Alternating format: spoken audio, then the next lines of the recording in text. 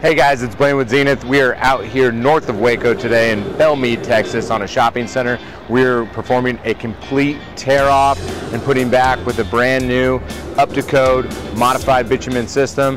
And some of the considerations that I wanted to talk about today was when we originally tore this off. So this roof system consists of a metal deck, and then you had a fiberglass insulation, and then a built-up gravel roof, and then you had a single ply recover with polystyrene cover board.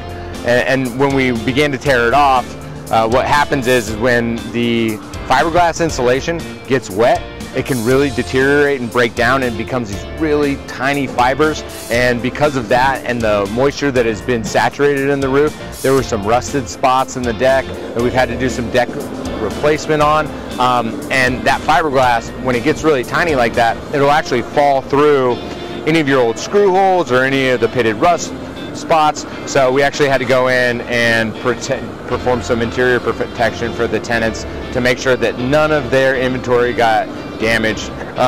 We did that on the fly. It's just part of the deal. We got to keep going, make sure that they're taken care of. And then the other piece that I wanted to talk to you about is we're actually featuring a new product that came out this year from Polyglass. Is their asphaltic Polyboard E. It's a 2000 PSI cover board, which it's a great product. It's self-adhered or mechanically attached, and we're happy to do it here today because it goes and is forward compatible with their system, and we absolutely love it. It's going down quickly, and as you can see, the roof is turning out great. Can't wait to finish up this project. It's a great one for the summer feature.